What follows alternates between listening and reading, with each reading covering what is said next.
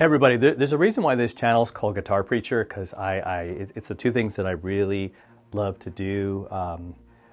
Really, third and fourth after my relationship with God and my family is music and preaching.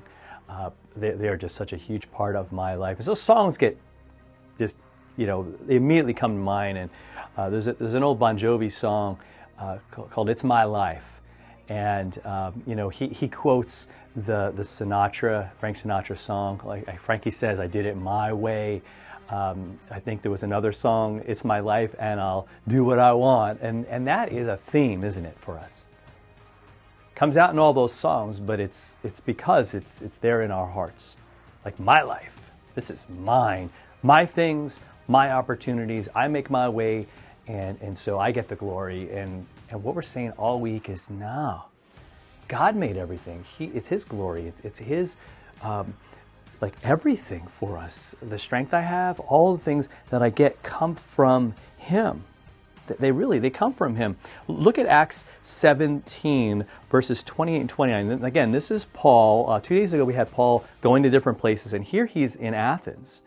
And he's with people who really don't believe in God. They have philosophies that they're real into and other gods. And Paul's in a tough situation there. Not a whole lot of people receptive to what he's saying. And that's okay, because God is able to do amazing things in our lives. And so he quotes some of their poets. He does what's pretty awesome. He connects with them. And in verse 20 and 29 of Acts 17, he says, "For in Him," talking about God, "in Him we live and we move and we have our being. As even some of your own prophets have said." In other words, these people that you hold up as these literary giants, they agree with God. "For indeed, we are indeed His offspring." And then he says, so being God's offspring, we ought to not to think that the divine being is like gold or silver or stone, an image formed by art or the imagination of man. He's not some idol.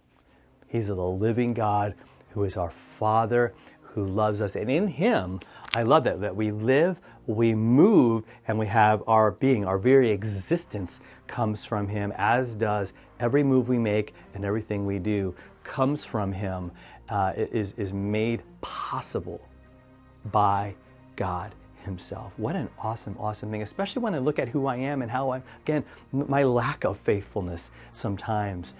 Maybe that's where you're at today, and you're like, man, yeah, you're right. Amen, Pastor. I don't serve God the way that I should. Well, join the club, right? Because God's got such a high level of expectation. So I make it about making like it's a duty, and oh man, I got to do this and I got to do that. But God's saying, look, there's a better way, and that's what we're talking about all week. He's our Father.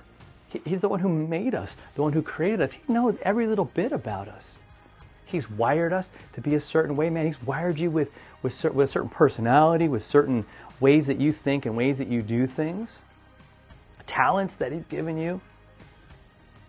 Right? That's what that means. In Him we live and move and we have our being. So let's live that way. Let's embrace that. Let's say, Lord, thank you so much that it all comes from You. Because He's been faithful in the past, He's faithful right now, and He's going to be faithful way into the future, even into eternity. Right? He didn't even spare His Son, but He gave Jesus for us. He bled and He died and He rose so that we could have life. So think about that. Like, every aspect taken care of by God. So you can go into the rest of your day and tomorrow and the rest of your days knowing that He's good, He's got you. In Him you live, move, and you have your being. All right, so share this with somebody.